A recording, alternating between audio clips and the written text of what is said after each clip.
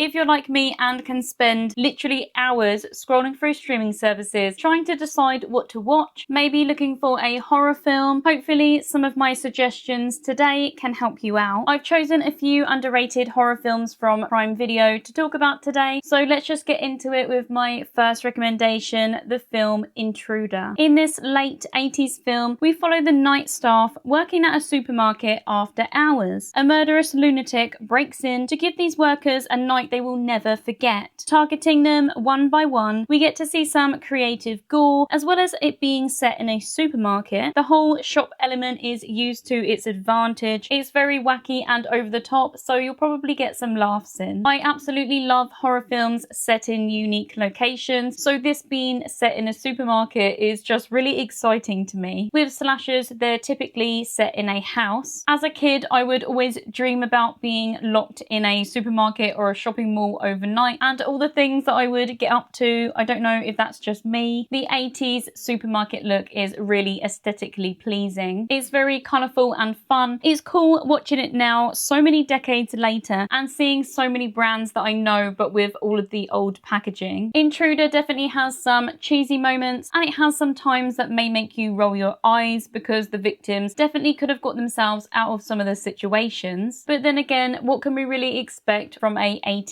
slasher? My next recommendation has equally as much action but is a little bit more spooky, and that is 1408. We follow a skeptical author named Mike who investigates and debunks alleged haunted locations. His next trip is to the Dolphin Hotel, but this will be a stay that he will never forget. This is probably one of the most underrated Stephen King adaptations. It definitely doesn't get as much love as some of the other ones, but it is such a good film. The majority of this film is single location. It all takes place in this one hotel room, which is actually really crazy to think about because of how much action and how much stuff happens in this film, but it mainly just all happens in this one room. The supernatural elements are done really well. It reminds me of films like The Sixth Sense. It's a spooky paranormal film, but it does also have other elements. There's so much more to this story than just scares. You go through all different emotions. Some of the effects are not the most realistic or the best, but the storytelling and loads of the other elements make up for it. The characters are all really interesting and multi-dimensional. It also has a psychological element. There's just really not a dull moment because of how non-stop it is once it gets going. My next recommendation is a found footage film called The Good Neighbor. Two teenage boys decide to play a prank on one of their neighbors, an elderly man who never seems to be in the best of moods. When the elderly man goes out, the two boys sneak into his house and set up hidden cameras. They start working on their plan to make him believe that his house is haunted. The man returns home and they begin their prank. They start watching the live footage from inside his house. Things just don't really add up and they start to believe he may have a sinister secret in the house. I was not expecting the plot to go where it did. It surprised me. It is really well made and has some originality. I don't actually rewatch this film too often because it is really sad. I don't want to get into too much of that because I don't want to start to get into spoiler territory. I don't want you to go into this thinking, oh, a fun little found footage film,